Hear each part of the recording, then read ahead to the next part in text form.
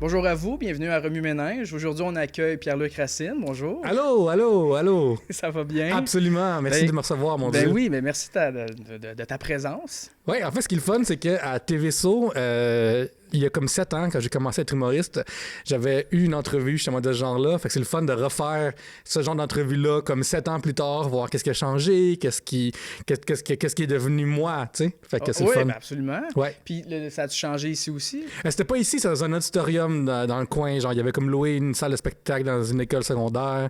Fait que c'était très cool et c'était vraiment le fun. C'est vraiment le fun que ça existe. Excellent. Ben, je pense, comme tu dis, en 7 ans, ta carrière a dû évoluer. Oui, absolument. Il y a 7 ans, est-ce que tu commençais déjà en humour? Il y a 7 ans, j'avais commencé en humour, puis j'avais aussi annoncé que je rentrais à l'école de l'humour. Fait que j'avais Trois-Bières, un podcast à l'époque qui roulait bien, puis je faisais déjà des festivals d'humour avec le podcast, mais j'avais commencé à faire quelques scènes, mais je n'étais pas encore rendu où je suis maintenant du tout. C'est le début de l'aventure, là. Beaucoup de naïveté à l'époque, beaucoup de naïveté.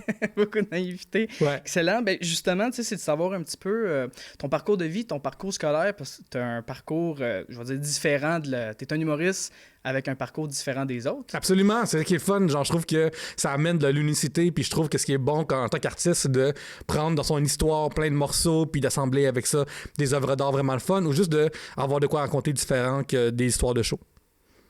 Parfait, ça. Et puis, c'est ça, avant d'être humoriste, c'était quoi tes études? Fait que moi, j'ai, pas me vanter, mais j'ai mon secondaire 5 et j'ai fait un bac en mathématiques spécialisé en sciences actuarielles.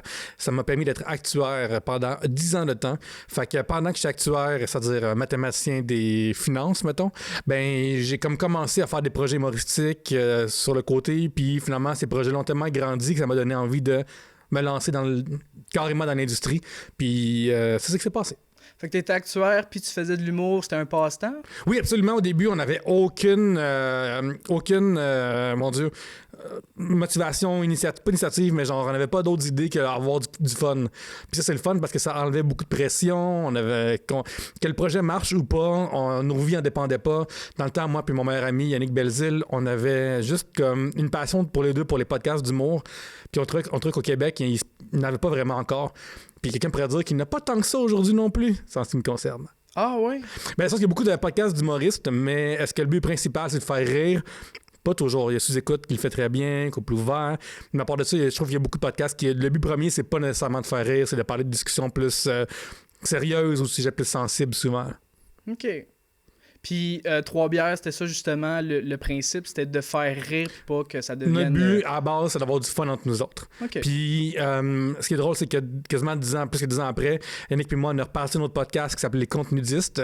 Ça a duré une saison, puis nous, notre mandat à ce moment-là de ligne directrice, notre but, c'est de faire rire l'un l'autre. C'est vraiment ça l'idée. Fait que c'est vraiment comme être drôle. Tu sais, genre, Yannick avait pitché un producteur en disant, il y a beaucoup de podcasts qui parlent de comment être drôle, nous, on va l'être. Fait que c'est comme un peu ça l'idée derrière de ce projet-là. Ben oui, puis de vous faire rire aussi, ça crée une complicité. C'est là. ça, puis je trouve qu'il manque des fois de niaiseux sur Internet. Je trouve que ces temps-ci, avec tout ce qui se passe politiquement, puis aussi les algorithmes qui favorisent davantage l'ostinage que d'autres choses, ben il fallait du niaiseux, fait qu'on avait envie de faire du niaiseux. OK, parfait. Puis ça a duré, comme tu dis, c'est une dizaine d'années que ça a duré? Trois-Bières a duré 11 ans, je pense. 11 ans? Ouais, parce qu'en histoire d'Internet, mon Dieu, comme une génération, même deux, tu sais. Durant le podcast, on a vu Vine vivre et mourir. On a vu... je me souviens qu'à un moment donné, à notre 200e épisode, on avait pigé le sujet, genre Donald Trump pense à la politique, puis on trouvait ça drôle puis ridicule. Turns out qu'il est aujourd'hui encore redevenu premier ministre. Fait qu'il y a tellement d'affaires qui ont changé. Les médias sociaux ont changé. Dans le temps, comme on était audio seulement, à cette heure, on se filme tout le temps pour des clips TikTok, Instagram. Puis là, c'est rendu que il y a 1000 plateformes. Dans le temps, on avait juste Facebook quasiment, puis un peu Twitter, mais pas tant au Québec. Tandis que là, c'est devenu comme ça sur Facebook, Instagram, Thread, Blue Sky, Twitter. X, Reddit, Letterboxd, rendu là, genre Pinterest, je sais pas trop. T'as comme Mais là, YouTube, t'as 1000 affaires à plugger maintenant, parce qu'à l'époque, c'est plus simple aussi. Là. Puis, fait que dans le fond, quand vous avez commencé, vous autres, c'était seulement sur Facebook? Non, quand on a commencé, c'était uniquement audio. Mais ce qui était le fun, par contre, c'est que tout le monde était sur Facebook. Ça veut dire que si on avait, mettons, un invité, puis on disait à l'invité qu'on... Hey, on a reçu tel humoriste, on a reçu Mike Ward, mettons, Jean-Thomas Jobin. Puis quand on le taguait, lui repartageait, puis ça faisait que tous ses abonnés le voyaient. Parce qu'on est à l'époque pré-algorithme aussi. Fait que c'est l'époque parce que quand t'es abonné à un artiste, tu vois ce qu'il poste. Et quand t'es un artiste, tu postes puis tes gens voient ce que tu fais. Mais aussi, tout le monde est sur le même réseau social. Ça veut dire que tout le monde le voyait. Fait que ça nous a vraiment aidé à avoir une ascension. Comme on était, genre, moi et Yannick, 2 inconnus total. Ça l'a vraiment comme permis au projet d'avoir de l'ampleur. Ce qui serait vraiment plus tough aujourd'hui. Puis pourquoi ça l'a arrêté? Après 11 ans, on a fait le tour, en fait. Ça devenait extrêmement épuisant. Le passage à la vidéo, ça a été quelque chose qui a été vraiment comme lourd et chiant et moins le fun. C'est beaucoup plus de job de comme faire... C'est un job à temps plein faire du montage. Hein. Un job à temps plein de technicien vidéo. C'est un job à temps plein de... Comme, quand on passe aux vidéos, c'est vraiment, vraiment beaucoup plus de job. Mais aussi... En parallèle, moi, je suis devenu humoriste aussi. Fait que là, le projet Trois Bières, c'est comme devenu un projet qui était vraiment, vraiment le fun au début, mais plus le temps avance, moins c'est ce que j'avais envie de faire, mais aussi, j'avais vraiment fait le tour du projet. Moi, puis Yannick, on a dû piger tous les sujets qu'on avait à piger pour ce moment-là.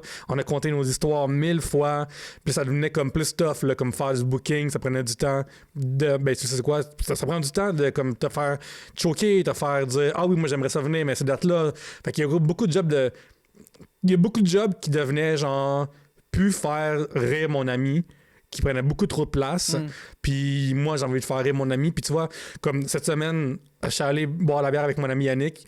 Puis on peut se voir sans micro aussi. Là. Ouais, c'est sûr. Fait que on peut juste élaguer des charges de travail. Fait qu'on avait juste fait le tour du projet. On a été nominé aux Olivier à plusieurs reprises pour ça. Fait qu'on a comme passé à autre chose. Parfait, ça. Puis, tu parlais tantôt des balados, il y en a qui sont là pour faire rire, puis d'autres. Tu penses quoi de... Tu sais, à cette heure, sont capables de louer des salles, puis de remplir à craquer? C'est nice. C'est nice. Dans le temps, Trois Bières aussi, on a eu des salles à plein à craquer, humblement. Ce qui est comme vraiment surprenant, parce qu'à l'époque, on était vraiment, vraiment plus underground que ces podcasts-là. C'est nice. Comme s'il y a des gens qui aiment voir des podcasters en personne, tu sais, c'est un spectacle. Genre, c'est juste un spectacle, puis c'est du divertissement. Juste nice. Parfait. Puis là, ça fait combien de temps que tu fais de l'humour? Depuis 2017 que je suis rentré à l'école de l'humour, puis là, on est en 2025, fait que ça va faire 8 ans cette année, genre. T'avais fait quelle formation? J'ai fait auteur, parce que je suis rentré à l'école de l'humour à 33 ans, et je voulais sortir de là à 34. Si je faisais le plein 2 ans, je sortais de là à 35, puis aussi, genre, financièrement, c'est travailler pas travailler un an de plus, c'est une pression supplémentaire sur le portefeuille. Puis c'est ça, genre j'avais envie d'avoir 1 an. Je vais sortir, rentrer en septembre, sortir en mai, tu sais. Puis auteur, on t'apprenait à écrire des textes humoristiques? Il y a des textes humoristiques, des sitcoms, des cartes de fête, non, mais on apprenait vraiment tout, des séries télé aussi, des sketchs. On apprenait à pitcher des séries web aussi à l'époque. Vous souvenez-vous, on a déjà une époque de ça au Québec, des séries web. Là, tout le monde avait sa série web. Là. À ce temps, c'est vraiment, vraiment moins présent que ça l'a déjà été. Fait que, comme une fois plus, le paysage change tellement dans le divertissement ce temps-ci que ça fait que comme toutes ces formations-là vont être en pleine mouvance en même temps que l'industrie change. Puis quand tu es sorti de l'école, as-tu travaillé pour des compagnies, justement, pour écrire des Oui, textes c'est ça. Ben, j'ai tout le temps été pigiste, en fait. Fait que comme j'ai tout le temps été à mon propre compte en art. Parce que, comme je dis souvent mon ami Yannick Belzile, la job d'un artiste, c'est d'écrire sa propre job. La plupart du temps, le téléphone sonne pas si souvent que ça. On est tellement nombreux aussi que j'ai fait plein d'affaires. J'ai travaillé en publicité, j'ai fait des slogans, j'ai écrit des textes plus sérieux, j'ai écrit des textes pour Urbania. À un moment donné, je travaillais pour Balcourbe. J'écrivais sur la lutte chaque semaine pour Balcourbe. J'ai écrit pendant 4 ans sur les jeux vidéo pour RDS, où je n'étais pas employé. Je suis encore à la pige pendant 4 ans de temps. J'ai écrit pour mes propres médias sociaux aussi. J'ai écrit sur Facebook, Instagram, TikTok, Threads, Blue Sky, toutes ces affaires-là. Fait que je travaille pour moi-même, je travaille pour plein de monde. Puis ce qui est le fun, c'est que ça offre vraiment beaucoup, beaucoup de liberté. Puis comme quand je regarde un peu en arrière, chacune de mes années en humour est vraiment différente l'une de l'autre. Là. Puis quand est venue l'idée d'aller plus en interprétation, parce que là, tu as parlé que tu as écrit beaucoup, puis quand est venu le temps de justement raconter tes sketchs? Oui, je suis vraiment pas bon. Vraiment, vraiment pas bon. Comme une affaire que je suis pas gêné de dire, c'est que je suis vraiment pas bon pour plusieurs raisons. La première, mon Dieu, j'en ai 8000. La première, c'est que dans la vie, moi, je suis un introverti. Là. Comme en général, là, moi, là, être chez nous puis jouer aux échecs, là, ça me fait mon affaire. Ah oui? Fait que j'ai pas besoin d'attention tant que ça dans la vie. Fait que aussi, je suis awkward socialement. Fait que je suis pas habitué de parler à du monde en général. Moi, être chez nous, jouer à Mass Effect 1, 2, 3 en loop, là, ça marche pour moi, tu sais. Fait qu'il y a cet aspect-là. 2, j'avais aucune expérience de parler devant du monde, comme j'étais constamment devant Excel ou un logiciel qui s'appelle APL pour A Programming Language, un vieux vieille cochonnerie. Fait que, tu sais, j'avais aucune expérience de ça. Aussi, à l'époque, j'avais des problèmes d'élocution non diagnostiqués à ce moment-là. Fait que je parlais super rapidement. Fait que, tu sais, j'ai commencé vraiment, vraiment de loin. Puis j'ai comme pas lâché. J'ai travaillé fort sur chacun des aspects de ma carrière. Puis maintenant, ben, genre, je viens de faire mon show solo au Terminal Comedy Club pour une 3e fois. Puis ça finit en standing ovation. Fait que, tu sais, comme quand on travaille fort, ça marche bien. Puis on peut faire son propre job, on peut faire son propre chemin aussi en humour. C'est qui est vraiment le fun. Là, tu viens de faire ton premier one-man show? Non, je viens de faire mon heure pour la 3e fois. Ah, fait que un 60 minutes. C'est ça. OK. Parce que, mettons, j'en ai fait. J'ai fait une petite tournée aussi en 2022. J'ai fait Sherbrooke, Gatineau, Québec, Montréal. J'ai fait mon show solo aussi 2 fois à Chicoutimi. Ils m'aiment bien là-bas, fait que je les aime bien aussi en retour. Puis aussi, là-bas, il y a la rue Racine, une rue principale, puis c'est mon famille. Fait que quand je suis là-bas, je suis comme, yes, ma rue, genre. C'est ta rue, ouais. Puis en 2023, j'ai capté un show que j'ai mis il y a 1 an sur YouTube, 40 minutes gratuit sur YouTube. Tu peux aller voir ça s'appelle Humoriste québécois. Puis là, je travaille sur ma prochaine captation. Fait que là, j'ai reloué le terminal pour repitcher une nouvelle heure, pour voir qu'est-ce que je vais garder, qu'est-ce que je vais pas garder, puis qu'est-ce que j'ai envie de parler aussi dans le prochain projet. Fait que ça va être un rodage, ton prochain 60 Oui, c'est ça. Là, je travaille ma prochaine captation. C'est ça mon objectif en ce moment, c'est d'avoir une autre captation super solide, puis d'avoir du fun derrière tout ça aussi. Là. OK. Puis quand tu as commencé en humour, t'avais-tu des inspirations? Parce que justement, tu étais actuaire. Ouais. T'as-tu, mettons, des humoristes ou ça peut être aussi du monde de scène qui t'ont donné l'élan, ou même ton ami Yannick, peut-être que lui aussi était déjà en humour? Non, ben oui, puis non, dans le sens que c'est le gars le plus drôle que je connaisse. Sauf que c'est pas un stand-up du tout, ni même un auteur en humour.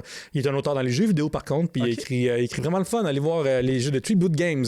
Mais au niveau de l'inspiration, c'est drôle. Ce que j'ai envie de dire, c'est à peu près tout le monde qu'on a reçu à Trois-Bières, c'est des gens qui m'ont inspiré à faire ce move-là au sens très large. Dans le sens que quand j'étais plus jeune, puis je regardais des galas juste pour rire, puis tu sais, genre chez nous, on n'a aucun artiste dans ma famille. C'est pas une affaire qui existe. Okay. Puis on a juste du monde salarié, sauf que j'ai un oncle traducteur à son compte, mais genre c'est comme... Genre, je comprenais pas c'était quoi. Genre, je comprenais legit pas c'est quoi être à son compte. Et j'ouvre la télévision, puis il y a du monde vraiment cool, du monde blanc, du monde nice, du monde comme yeah, puis c'est absolument l'inverse de moi. J'ai dit, je suis un introverti qui voulait juste jouer à GoldenEye dans sa vie, puis être avec 3 amis, tu sais. Puis ce que avoir fait le podcast Trois-Bières à l'époque a fait, c'est que dans le temps, tu avais une émission qui s'appelait En route pour mon premier gala sur cette chaîne ici. Et on voyait enfin des humoristes qui étaient super talentueux, mais qui n'avaient pas non plus la reconnaissance médiatique qu'ils méritaient. Puis on a commencé à savoir ce monde-là, puis j'ai réalisé que tu peux vivre ton art sans nécessairement être super connu. C'est une affaire qui se fait. Tu peux aussi faire de l'art à temps partiel. Tu peux aussi faire de l'art comme hobby. Tu peux faire de l'art puis travailler vraiment, vraiment fort sur ton craft. Fait que sans être nécessairement quelqu'un qui fait des galas juste pour rire chaque année ou être une grosse vedette qui anime des quiz. Puis c'est vraiment comme ce moment-là que ça a comme fait un déclic dans ma tête de comme « Oh, crime! Ça se fait faire autre chose que l'actuariat. » Puis ça se fait aussi comme avoir plus de fun dans la vie. Là. Ouais. Puis comme tu dis, c'est un bon point que tu as amené là, que tu n'as pas besoin d'être connu pour bien gagner ta vie en humour. Oui, même en art, tu sais, comme là, j'ai sorti un livre en 2021 qui parle de changement de carrière, puis avant hier, j'ai une abonnée qui m'a écrit qu'elle a lu mon livre et elle en vit très bien. C'est une ancienne avocate de Lac-Brome qui fait la poterie. Puis ça marche assez fort que là, c'est construit une cabane / un atelier, rallonger la maison. Puis là, comme, tu sais, elle est avocate, puis elle fait tellement d'argent en poterie que ça va bien. Tu sais, comme, il y a beaucoup de formes d'art qu'on pense pas qui existent encore, puis qu'on peut en vivre ou faire, genre, vraiment un solide sideline. Là. Mon Dieu, c'est intéressant, ça. Oui, absolument. Je trouve qu'une affaire avec les méthodes masse, souvent, c'est qu'on pousse, genre, la chanson, Puis la chanson populaire, ça va pas être les chants de gorge autochtones, ça sera pas genre l'opéra, ça sera pas plein d'affaires. Moi, je suis allé voir justement, comme il y a 2 semaines, une amie jouer dans une pièce d'opéra à Montréal. Je suis allé la voir, le calibre est incroyable.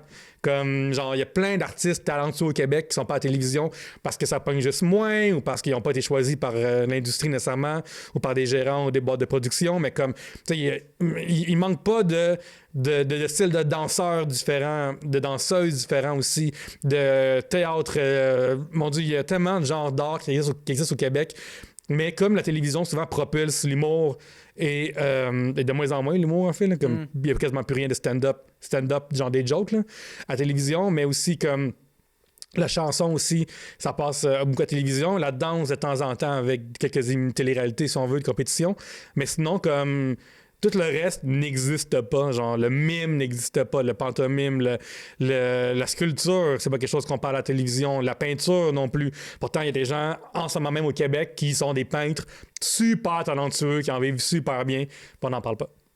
T'as raison. Allez voir de l'art, genre, pour de vrai, comme, genre, si vous habitez comme en ce moment à Montérégie, comme, si vous aimez, si chez vous, tu avez une déco, genre, Marc, peintre, puis le nom de ta ville dans Google. Tu vas peut-être trouver quelqu'un de local qui fait une super belle job, qui va te coûter vraiment moins cher qu'une grosse affaire, peut-être un peu plus cher qu'une toile du Ikea, mais au moins t'encourages l'économie locale, t'encourages un artiste. Tu sais, comme moi j'ai une soirée d'humour à la Prairie au Saint-Paul, puis je suis vraiment content parce que ça fait 4 saisons qu'on est sold out chaque saison. Tu sais, on a reçu dernièrement, on a reçu Sylvain Larocque, Stéphane Fallu, des gros noms comme ça. Et après le show, quelqu'un me dit « Hey, peux-tu t'engager pour genre faire un show pour la fête de mon ami? » Je suis comme « Ben ouais. » Genre comme les artistes, on est là, on existe, puis on peut faire notre art pour qui ça le tente, puis toutes les conditions possibles, puis genre on va être là, on va avoir du fun, puis comme tout le monde va être payé, puis on va avoir du plaisir, puis l'argent circule entre nous autres, comme c'est vraiment, vraiment bon. Comme l'art, c'est super important. Des fois, on parle de notre culture québécoise, notre identité québécoise, puis ce qui fait en sorte qu'on est vraiment unique, puis ce qui nous différencie, mettons, du Canada anglais, c'est que notre propre langue, notre propre culture, nos propres référents sont tellement forts puis tellement nichés qu'on les sous-estime.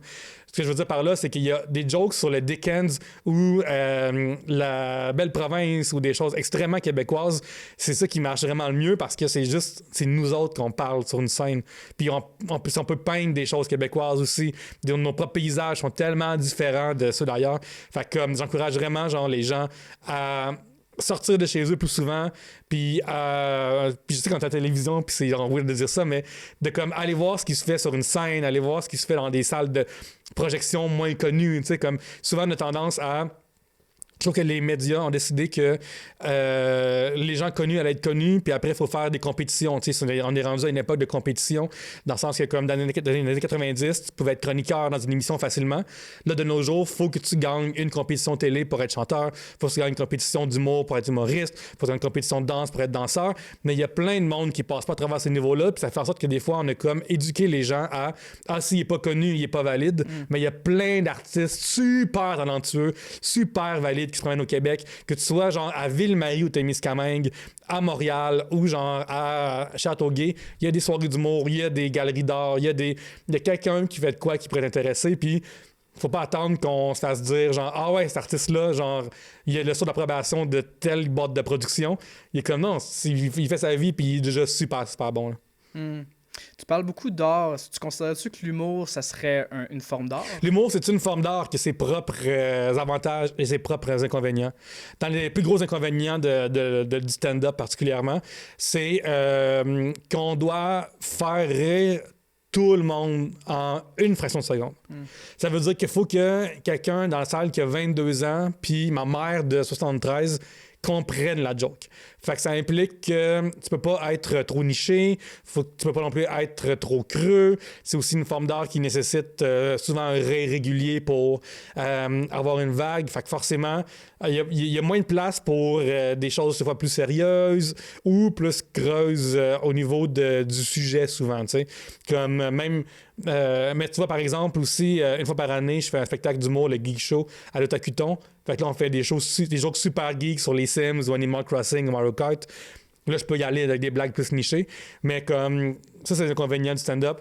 Les avantages, c'est que c'est direct, c'est sur la scène. Les gens, ils rient ou ils rient pas. Puis la serveuse ou le serveur échappe un verre. Puis là, c'est tout le monde en vit ça en même temps. Puis comme, mettons, dans la soirée à la prairie, il y avait un monsieur qui venait de Rivière-du-Loup qui avait une histoire pas possible. Ben ça peut pas arriver. À télévision, il aurait coupé le montage. Fait que, où ça paraît juste moins bien à l'écran, t'étais pas là, c'est juste bizarre. Fait que ça, c'est vraiment, vraiment le fun. On a aussi vraiment un contact direct avec les gens. Ils sont là, sont devant toi, comme ils respirent, on se regarde dans les yeux, on fait des blagues, on rit tout le monde ensemble. On partage un moment qui est incomparable à regarder un show sur Netflix en écoutant en même temps ton cellulaire en même temps. Là.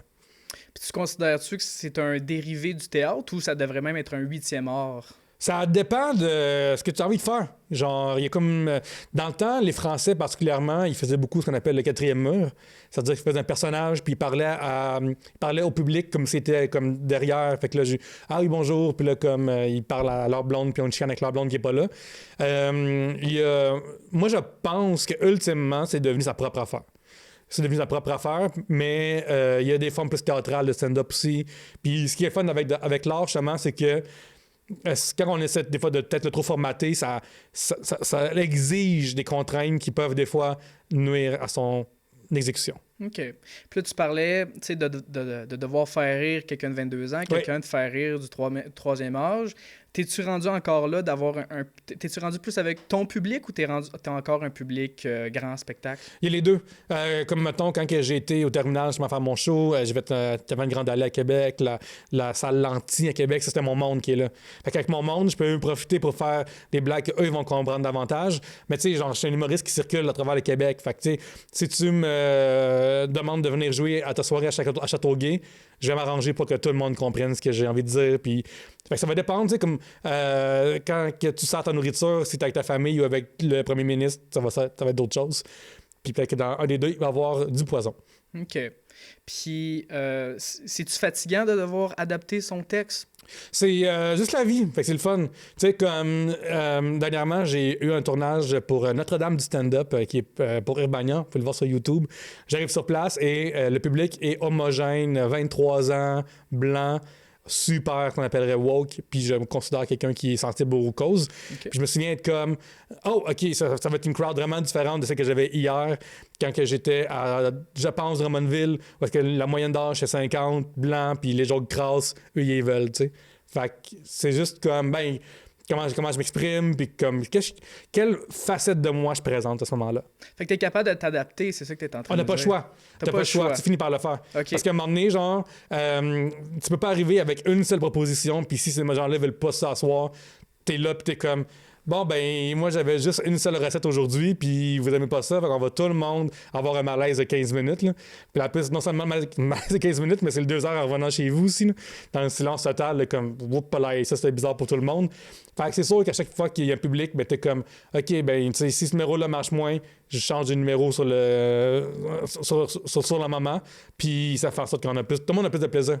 Mm-hmm. Puis comment est-ce que tu décrirais ton humour? C'est-tu un humour d'observation? T'es-tu dans l'absurde, dans le noir? Moi, je pense pas être dans... je pense vraiment comme être humblement unique dans le sens que je suis quelqu'un de beaucoup cérébral dans la vie, fait que je me rapproche plus d'un humour cérébral puis d'un humour que ça paraît que j'ai... On me l'a dit souvent que ça paraît que j'ai réfléchi à ce que je viens de dire. Fait que je suis pas tant dans l'anecdote, je suis pas tant dans l'histoire de hier avec mon chum, on était allé jouer au golf, puis on était sous. Je suis vraiment pas là-dedans. Mais ce que j'aime beaucoup, c'est parler de soit moi ou des sujets qui m'intéressent. Fait que, tu sais, mettons, comme ces temps-ci, dans ma nouvelle heure, je parle de mon premier voyage en Colombie, où je suis né, mais aussi, je fais comme carrément l'histoire de la Colombie au complet, là. Fait que, comme, c'est pas un numéro d'histoire, je l'ai pas vu vraiment sur scène, un numéro d'histoire d'un pays. Fait que j'arrive avec des propositions que je pense originales, puis on va voir avec le rodage comment ça va se peaufiner. Mais ça marche déjà très bien.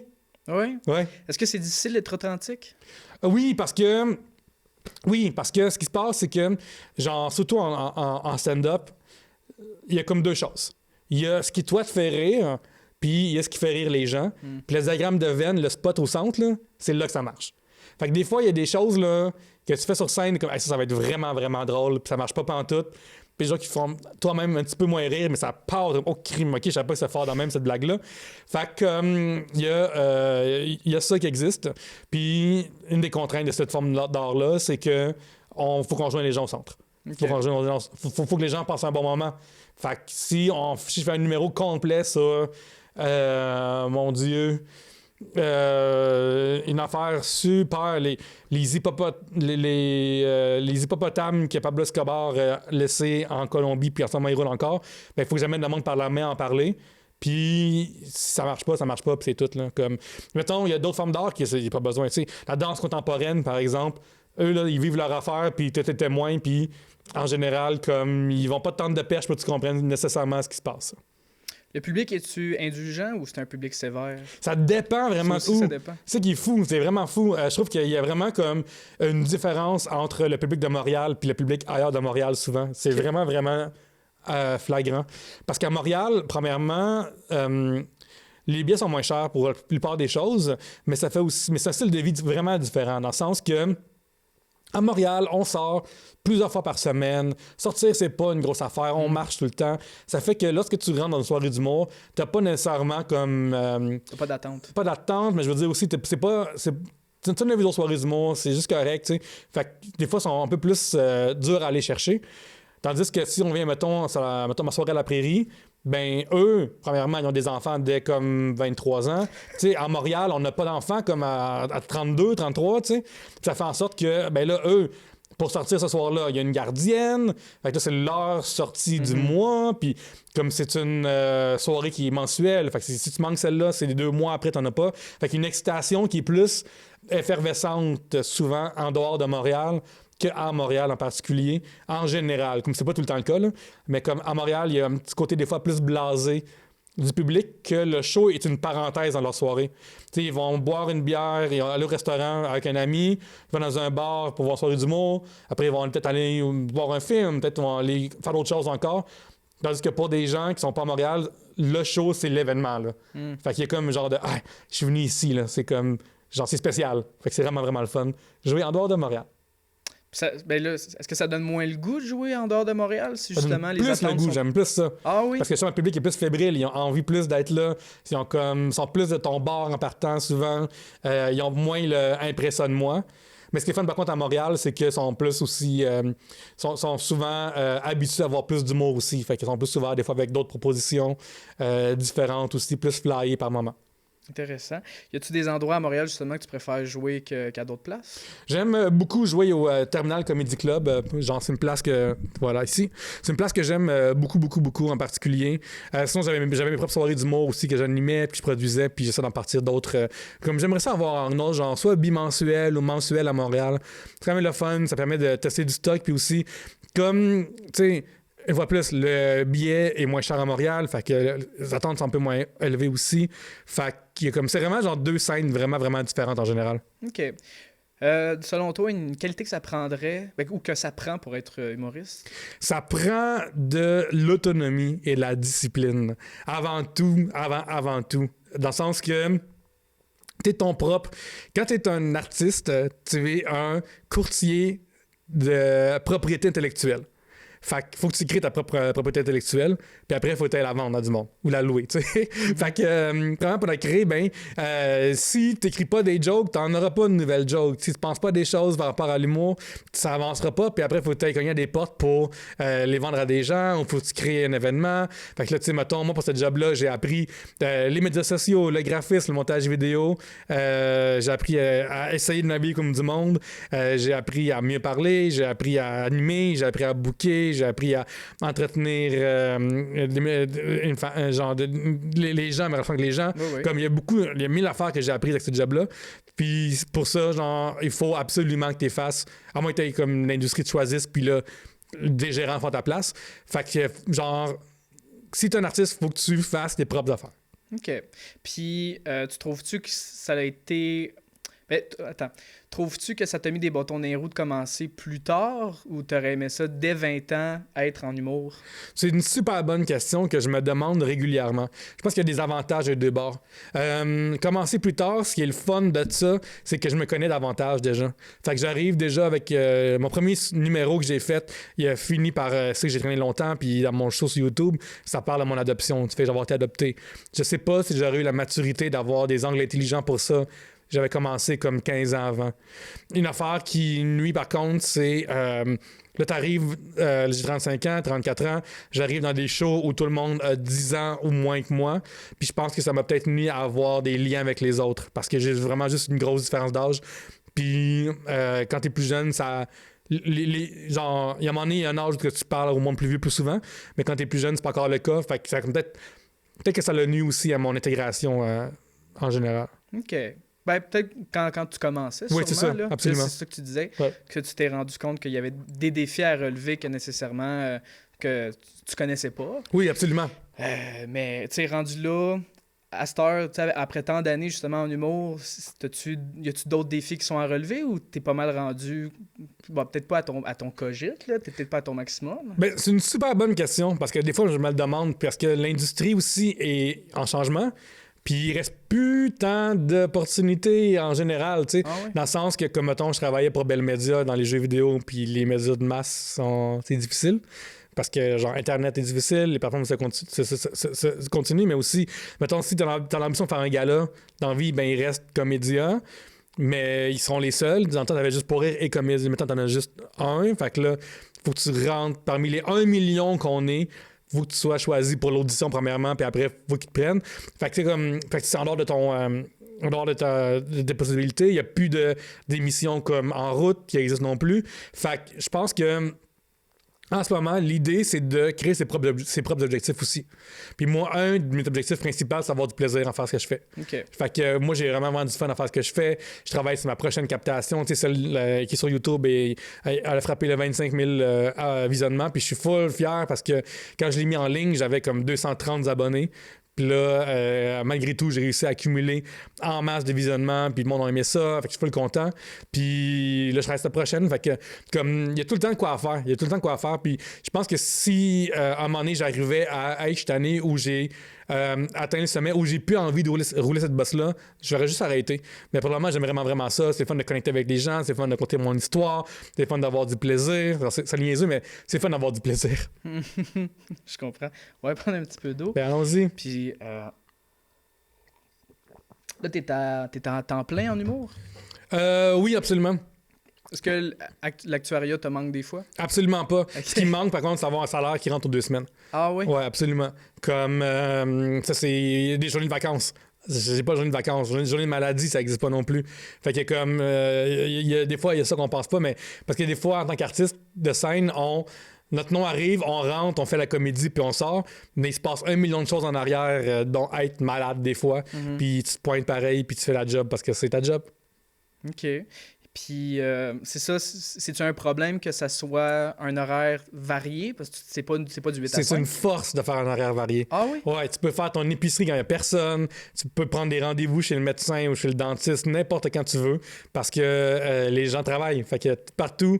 Ce qui est plus tough, c'est genre, mettons, mes amis dans le temps d'actuaires. Eux, les voir, c'est plus difficile parce que lorsque eux sont libres, moi, je travaille. Puis, mettons, moi, je peux aller au cinéma l'après-midi, puis aller voir faire mon show après, puis on peut être ici en après-midi en ce moment même, justement. Puis, mais c'est comme, fait qu'on a un peu l'horaire inverse des gens. Puis, je suis quelqu'un aussi de naturellement plus nocturne. OK. Genre, dans le temps que je travaillais, là, moi, me lever, là, me lever à 8 heures, c'est tard, là. Comme 9 heures, ça commence à avoir de l'allure. Fait que ça grugeait mon essence de devoir me lever tôt tous les jours, là. Oui, parce que justement, tu sais, ton métier fait en sorte que, ben, tu vas interagir avec les gens une fois qu'eux ont fini de travailler. Oui, c'est ça, absolument. Puis comme tantôt, je parlais justement une des forces de la scène, puis un de ces beaux défis, c'est justement, on s'adresse à du monde qui sont debout depuis genre 10 heures, depuis 12 heures, ils ont 2 peintes dans le corps. T'es vraiment mieux d'être super clair dans ce que tu dis, puis d'avoir une proposition puis une phrase qui fait du sens, parce que sinon, là, les gens veulent bien suivre, mais crime, c'est pas tout le temps évident lorsque t'es debout à regarder quelqu'un qui parle pendant 40 minutes. Là. Ouais. En tout cas, est-ce que tu dois abrutiser ton texte, est-ce que en général, le public est est une foule intelligente ou t'essayes Moi, je trouve que le mot abruti serait péjoratif envers le public, mais je dirais plus le mot clair. OK. Faut que tu sois clair. Fait que, tu sais, si tu as 3 idées dans la même phrase, brise la phrase en 3. Puis genre, amène une idée, un punch, une idée, un punch, une idée, un punch. Tu sais, si, genre, mettons, dans une discussion, on pourrait dire, ah, hier, avec mon ami Paul, on est allé, genre, faire du surf en dedans, là, au 10-30. Ben, mettons, que tu pitches ça en stand-up. Moi, je commencerais genre, hey, moi, j'ai mon ami Paul. Puis là, genre, mon ami Paul, c'est le genre de gars de même. Là, je créerais un petit peu, là, genre, quoi il y a de l'air à mon ami Paul. Puis on est allé à une place de surf. Une place de surf, j'expliquerai un peu, savoir que tout le monde sait c'est quoi. Tout le monde sait c'est quoi. Peut-être qu'il n'a pas dans le coin. Tu sais, des fois, ils se ramassent dans le creux de la naudière, puis ils n'ont jamais vu ça de leur vie. Puis c'est pas correct. Puis après, genre, là, j'en vais dans l'histoire. On sait c'est qui, on sait c'est où. On peut commencer l'histoire. Fait que comme c'est juste prendre le temps d'être clair. Ça arrive-tu des fois que le public réagit? Tu sais, ils vont commenter alors que tu es en train de oui, parler? Oui, absolument. Puis des fois, comme il se passe 2 choses. Des fois, c'est comme le fun, puis des fois, c'est moins le fun. Il se passe un phénomène de plus en plus populaire sur les réseaux sociaux qui s'appelle du crowd work, qui est de parler aux gens dans le public, puis demander qu'est-ce qu'ils font dans la vie, puis après, ils te répondent, puis on fait des blagues. Puis l'affaire avec ça, c'est que des fois, il y a du monde qui pense que leur job de public, c'est de faire ça. Fait que là, tu fais tes blagues, puis là, eux veulent absolument te parler pour être dans ton clip TikTok ou Instagram. Puis des fois, c'est fatigant, des fois, ça marche, des fois, ça marche pas. Des fois, il y a du monde trop sous aussi qui comprennent pas, qui nuisent au rythme de l'artiste. Fait que, mais des fois, ça donne des moments incroyables. Tu sais, comme mettons, genre dans mon Instagram, à un moment donné, j'avais une blague sur les gens qui se mariaient en médiéval. Puis le monde en avant ont super réagi. Puis là, finalement, comme on apprend qu'ils sont mariés en médiéval, on parle de ça, puis on a leurs enfants à côté d'eux, puis je suis comme, qu'est-ce qu'ils font avec leurs enfants dans un bar? Puis là, toutes ces affaires-là, c'est vraiment, vraiment un moment incroyable. Puis je me souviens encore, à un moment donné, c'est à Saint-Eustache, puis je fais une blague sur... je pense qu'il est dans mon heure sur YouTube, sur le fait que quand tu vieillis, genre une affaire que j'aime vraiment gros, c'est genre entendre des gros cailloux dans mon tuyau d'aspirateur. Comme moi, c'est vraiment comme, ouais, tu sais. Je fais cette blague-là, un monsieur se lève dans le public. Oh, c'est vraiment vrai, tout ça. Puis ça me vient comme. Puis alors que la crowd était comme toute l'ambiance était un peu morte depuis le début du show, ça l'a réveillé tout le monde de voir comme, qu'est-ce qui se passe ici. Puis une fois plus, ça, c'est seulement lorsque tu sors de chez vous que tu vois ça. Puis, est-ce que les gens interagissent plus quand justement c'est une petite scène? C'est une bonne question. Parce que là, il y a une complicité qui... Ben, est-ce que tu trouves-tu que, mettons, des plus petites scènes, il y a une meilleure complicité qui se fait entre toi et le public? Absolument. Comme, mettons, si, lorsque j'étais dans le terminal, justement, le 22 février dernier, devant moi, à un moment donné, je fais une blague sur la ville de Québec, puis il y a une fille qui réagit vraiment gros, puis je suis comme, qu'est-ce qui vient de Québec? Ouais. Puis ce qui est fun, c'est que moi, je savais que cette blague-là, il y avait une version qui revenait dans 3 minutes, là. Fait que je suis comme, j'ai hâte de pouvoir la faire dans 3 minutes. Fait que là, on intéresse tout le monde rit, on a du plaisir. Je continue dans mon numéro, puis après, je reviens à ma blague, puis je regarde elle dans les yeux en fait à ma blague. Tout le monde rit. Puis on a comme vraiment eu un moment de complicité qui aurait été plus tough à avoir comme dans une grande salle. Oui, définitivement. OK. Puis, justement, tu préfères-tu faire des grandes salles ou des petites salles? Moi, je suis plus habitué aussi avec la carrière que j'ai de faire des petites salles, puis c'est le fun parce que ça permet vraiment de comme voir les gens puis d'arrêter pour une chose. C'est comme si t'as vraiment beaucoup de monde, puis t'arrêtes pour la rangée G, rangée 40, une siège 40, ben, ils sont comme 3 à le voir. Là. Tandis que, tu sais, mettons... vendredi dernier, je pense que je suis allé voir à l'Olympia Sam Morrill, un humoriste américain que j'aime beaucoup. Puis lui, justement, il a essayé de faire du crowd work dans une grande salle à l'Olympia, c'est grand. Puis on entendait, le monde au balcon n'entendait rien. Le monde proche, nous, on voyait pas les faces. Tu sais, ça marche vraiment moins bien que dans une petite scène.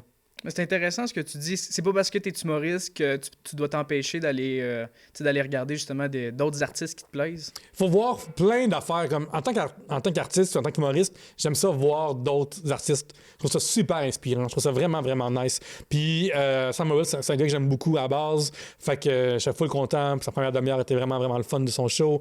Fait que OP, si le crowdwork marche moins bien, ben j'ai pareil comme une sortie puis une histoire à raconter aujourd'hui. Tu considères-tu qu'il y a de la compétition envers les humoristes?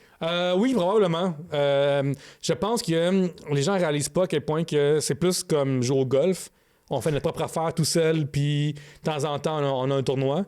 Puis, mettons, il y a une opportunité. On peut pas être 1 million à jouer au bordel. On peut pas être 1 million à jouer au terminal. On peut pas être 1 million à... Mais La plupart du temps, c'est toi qui fais toi-même ton propre terrain. Puis de temps en temps, tout ça se mélange pour une genre de compétition télévisée ou pour une audition, que là, on est comme un contre l'autre, mais c'est super rare que ça arrive. Fait que, parce qu'il va plus... Il n'y a pas de nos visages à la télévision québécoise dans le mainstream depuis 10 ans. Fait que c'est ça. Je pense qu'il y a beaucoup de monde qui voit ça des fois comme une compétition, mais je pense pas que c'est la bonne approche.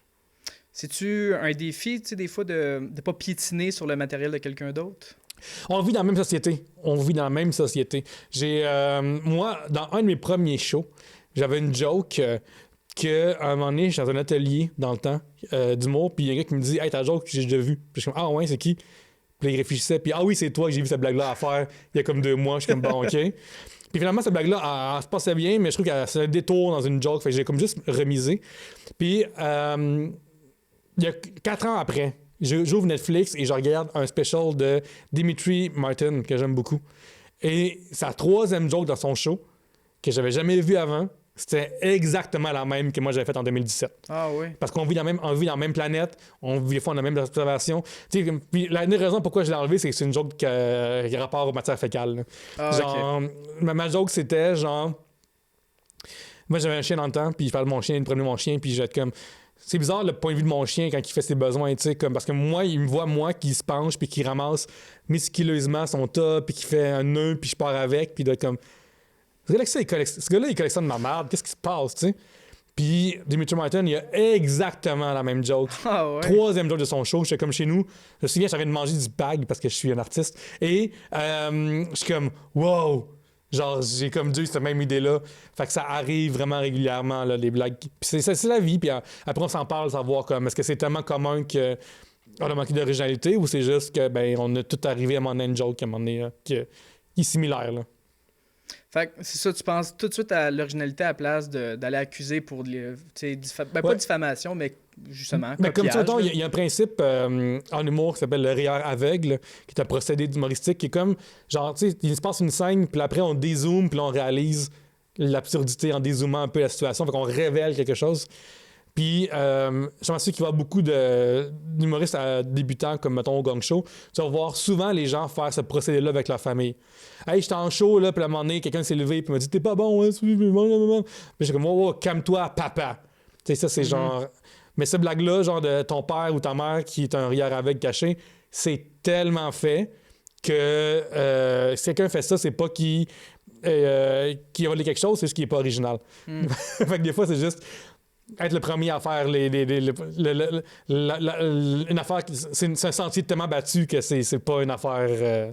T'as pas volé une blague, t'as juste pris une affaire qui est simple à faire. Ouais, c'est ça là, qui fait partie, comme tu dis, du commun universel. Là. Puis sinon, ben, des fois, comme ça arrive, là, comme moi, je me suis fait dire après ma captation que j'avais une blague qui ressemblait à quelqu'un d'autre. Puis comme ben là, la mienne est sur YouTube, puis des fois, on est rendu aussi 1 million d'humoristes. Fait que c'est comme normal à un moment donné qu'il y ait 2 idées qui se croisent. Quand tu dis 1 million d'humoristes, c'est-tu mondial? Non, je parle au Québec. Il y a 1 million non, on n'est pas 1 million pile, mais on est... Mon Dieu, j'exagérais. Okay. On est vraiment nombreux. On est vraiment très, très, très nombreux. Fait que ça va arriver des fois. Puis à un moment donné, ben là, si quelqu'un, constamment, ça y arrive, là, c'est un problème. OK. Comment tu fais pour t'améliorer? Est-ce que tu vas, justement, après une captation, t'écouter? Vas-tu t'enregistrer? À cette heure, en plus, avec nos téléphones, on n'avait pas ça quand j'ai commencé tant que ça en 2017. On peut se filmer. Fait que tu te filmes et tu te regardes et c'est souffrant et tu te regardes comme faut puis tu regardes les moments où est-ce que ça rit pas puis tu te demandes pourquoi. Une des réponses, ça peut être parce que c'est pas drôle. Ça peut juste être ça. T'es comme chez vous, hey, mon idée là, je la trouvais super drôle puis le monde est comme, c'est pas vrai. Ça peut être que tu l'as mal livré, tu regardes à terre en même temps. Est-ce que c'est que tu regardes trop à droite puis genre jamais à gauche? Ça peut être plein d'affaires dans le même. Puis à un moment donné, ben, tu fais ce qu'on appelle du rodage. Tu montes sur scène, puis là, t'épures ton art comme un sculpteur une sculpture. T'enlèves des bouts, tu dis des mots. À un moment donné, t'as rajouté quelque chose qui a vraiment rajouté au rire. Tu vas le redire après, puis après, tu le dis 3 fois de manière différente, puis après, bang, ça marche. OK. T'es-tu critique avec toi-même? Absolument. Je pense que t'as pas le choix. Comme, genre... Une affaire qui est tellement bizarre de l'humour, puis je pense qu'en général, c'est une espèce de balance entre la confiance puis l'ego. Il faut que tu aies la confiance en toi d'aller monter sur une scène puis vous dire « Je pense que mon observation sur le poulet frit est incroyable et va vous faire rire. » Puis il faut que tu aies, pareil, l'ego de comprendre que quand ça marche, c'est bon, puis ça construit confiance, mais il faut que tu aies aussi l'ego assez lousse pour faire « Oh, là, ça marchait pas ». Fait qu'il faut que tu te regardes constamment, parce que moi, je trouve dans mon cas, moi, ça me demande beaucoup d'introspection, de comme, OK, qu'est-ce qui fait que ça marche pas? Puis j'y tiens tant que ça, ce sujet-là, ce numéro-là complet. Ou, c'est vraiment ça que j'ai envie de dire. T'sais. Fait que, à travers tout ça, je suis extrêmement critique de comme, moi, je veux que ça marche vraiment bien, je veux que les gens y aient vraiment du fun. Je trouve que ça fait partie de mon travail d'humoriste de comme rentrer fort. Fait que des fois, quand que je rentre juste 8 sur 10, je suis comme, qu'est-ce qui s'est passé pour ça, pas 9 ou 10? OK.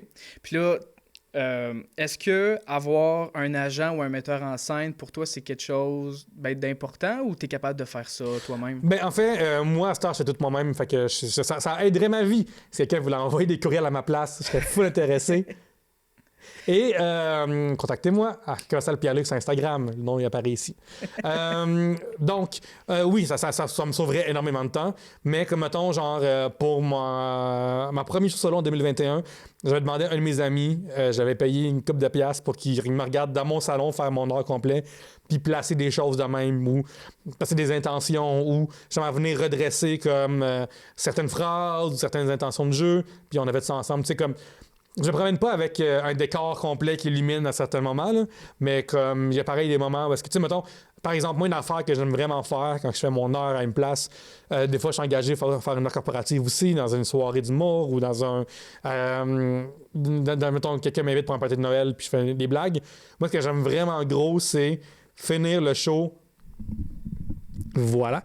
Finir le show pas habillé comme comment j'ai fini.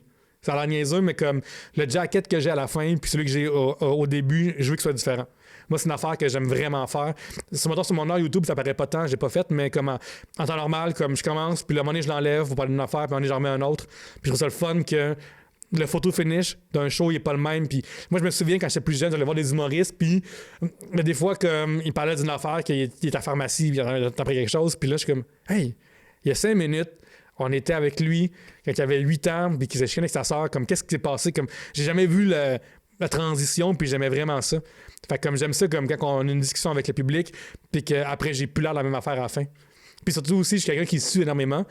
Je suis tout le temps sueur, fait que là, mes cheveux à la fin, ils sont tout le temps comme de même ici. Je trouve ça vraiment comme le fun, juste du bord du public, d'avoir comme traversé une heure et quart, 1h30, 1 heure d'une aventure, puis que ça a même.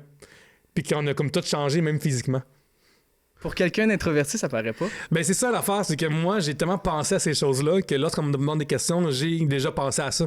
Comme quelqu'un que je pense vraiment de mon bord à faire des choses puis à réfléchir à comment j'ai envie de faire les choses, que lorsque tu me demandes des questions puis qu'il y a des caméras d'ouvert puis que c'est ça le but, je suis comme yes! Je suis enfin excité, là, genre. J'aime ça présenter des affaires qui ont été comme réfléchies puis construites. Je suis vraiment comme un fan. Tu sais, genre, je fais pas de show de stand-up improvisé, par exemple, en général, parce que j'aime vraiment plus que, genre, hey, un artiste réfléchir à quelque chose, puis voici le résultat de son expérience, de son aventure, de son vécu. J'aime vraiment, vraiment ça. Tu considères-tu qu'il y en a beaucoup aussi qui se considèrent artistes, humoristes, puis qui le sont pas? T'as pas besoin de dire de nom. Là, non, c'est une bonne question, parce que je pense qu'ils sont peut-être pas bons. Ça a l'air niaiseux, mais tu peux être un cuisinier, puis cuisiner de la bouffe super ordinaire, et tu peux être un grand chef. Tu peux cuisiner à belle province, tu peux cuisiner à plein de places. Puis c'est vrai qu'il y a une affaire qui est fatigante des fois, c'est que des gens se donnent eux-mêmes l'étiquette d'humoriste très vite. Ils font 2 spectacles, ils vont échouer 2 fois au gong show, après ils ont le humoriste partout. Puis ce qui est plate des fois, c'est que lorsque les gens prennent pas le temps de devenir bons avant de présenter leur art, ça nuit à tout le monde parce que là, après, les gens vont voir ce spectacle-là puis il est extrêmement décevant. Puis après, ils sont comme « Hey, pourquoi je retournerais voir du stand-up de monde pas connu? J'ai eu l'image que c'est pas bon. » Fait que je pense que des fois, l'humilité, c'est une belle affaire à avoir, de travailler son premier 5 minutes, après son premier 8 minutes, après son prochain 10 minutes, après son premier 12 minutes, après son premier 15. Puis après ton premier 30, mais après ton premier 30, tu réalises que tu as juste 15 finalement. Puis comme prendre le temps de crafter son heure, ça vaut vraiment la peine. Puis ça donne rien de vouloir sauter des étapes parce que tu fais juste exposer le fait que tu es moins bon que tu penses à plein de monde. Il y a une certaine gradation à respecter, comme tu viens de le dire. Comme dans tout. Absolument comme dans tout. Genre, ça donne rien d'avoir une business que tu pars en feu puis finalement personne ne voulait un gazou qui te fait sonner comme un chien. Tu penses que c'est possible, justement, en humour, le succès instantané? De moins en moins. Peut-être avec TikTok à cette heure, peut-être que ça pourrait marcher plus qu'avant, mais de moins en moins, comme, tu sais, mettons, la société roule très rapidement en ce moment, ce qui fait que, mettons, il y a 1 an-ish, il y avait la fille Hailey Welch de Octua qui est devenue une grosse affaire. À cette heure, on n'y pense plus vraiment jamais. Fait que, tu sais, comme l'univers roule vraiment, vraiment rapidement. Fait qu'un succès instantané, c'est vraiment rare que ça arrive parce qu'il faut aussi, dans notre bulle, que tu aies fait des projets que eux semblent sortir de nulle part, mais ça fait souvent un bon bout que quelqu'un roule en dessous. Ils disent que ça prend des années avant de faire un succès instantané. OK. Y a-tu des sujets tabous ou interdits que tu penses qu'en 2025, on peut pas aborder? Moi, là, il y a une affaire que je trouve super dangereuse en ce moment, puis ça a rapport à l'algorithme des médias sociaux. Parce que l'algorithme des médias sociaux, ce qu'il fait, c'est qu'il est en train de dicter comment on parle dans la vraie vie. À cause que, vous savez qu'en ce moment, genre, quand on soumet des choses aux médias sociaux, on veut que les gens puissent le lire ou le regarder, mais là, l'algorithme décide qu'est-ce qu'il montre aux gens, qu'est-ce qu'il montre pas. Tu sais, il y a une époque où est-ce que, genre, je faisais un statut ou je faisais une blague ou une vidéo, tout le monde dans mes abonnés le voyait. Là, maintenant, l'algorithme décide quel morceau il montre selon certains paramètres. Et un de ces paramètres-là, c'est le langage utilisé à l'intérieur des vidéos. C'est-à-dire que lorsqu'on parle maintenant sur les médias sociaux de sexualité, de suicide, de sujets comme politique, les algorithmes décident de enlever du reach et de la portée à ces contenus-là. Ça fait en sorte qu'il y a maintenant un phénomène qu'on appelle l'algo-speak, qui est une manière de, au lieu de dire suicide, tu vas dire unalive. Quelqu'un qui s'est dévifié. Okay. Puis, des choses comme ça.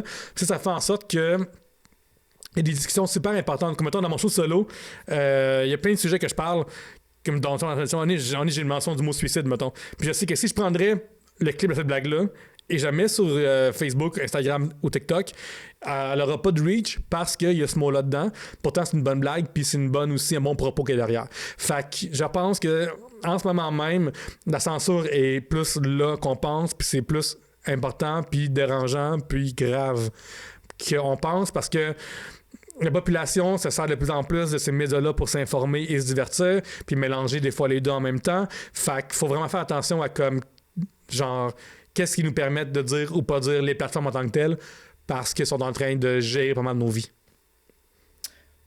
Ça, tu vois, t'es le premier à répondre à c'est un problème. Absolument, je suis d'accord que c'est un problème. Parce que c'est ça, comme là, en ce moment même aussi, il y a plus de problèmes que ça avec les médias sociaux. Mais comme quand on parle de liberté d'expression, de sujets trop chauds, je trouve ça extrêmement plate que là, ça va être une compagnie chinoise ou américaine qui décide de quoi nous, on parle du Canada comme sujet. Tu penses-tu si on avait une plateforme canadienne ou même québécoise, ça serait mieux? J'en ai aucune idée comment est-ce qu'il serait construite. Bon, peut-être avec le temps où il y aurait, comme tu dis, là, des mots censure. C'est ça, peut-être ça dépend du commanditaire. Tu sais, comme mettons, en 2019, j'ai fait un show vraiment le fun. C'était, j'avais été engagé dans le temps juste pour rire, avec un volet qui s'appelait Juste pour seniors. Et dans le temps, il y avait un gala d'humour, le gala des retraités. J'ai été engagé pour aider 10 retraités de 65 à 93 ans à faire leurs premiers 5 minutes au Monument National. C'était tellement le fun comme show. Genre, je les ai aidés avec le texte, avec le jeu. C'était vraiment, vraiment cool. Puis aussi, j'avais écrit un monologue d'ouverture. Puis le commanditaire de l'événement, celui qui payait pour tout, puis tout ça, lui, il avait coupé genre le 3/4 de mes jokes qui étaient vraiment inoffensives. Là, genre des jokes comme hey, bonjour tout le monde, merci d'être là. Hey, c'est tellement le fun d'avoir un public qui sourit tellement bien. On voit tellement toutes vos belles dents grâce à vos dentiers. C'est juste des blagues de genre là. Lui, il coupait tout ce qui avait rapport à comme genre hey, vous êtes un peu vieux. Ce qui était juste comme le fun, puis mais c'est juste comme ça, c'est juste un commanditaire qui run la business. Fait que souvent, c'est arrivé à la télévision que nommer des marques de commerce, tu sais, comme c'est plus, tu sais, souvent les gens sont comme on peut pas faire des blagues misogynes, mais comme non, tu peux les faire encore tes blagues misogynes, on va juste pas rire, mais comme faire un numéro sur du craft dinner ou parler de sujets sensibles puis après les mettre sur internet, là le problème il est là. OK.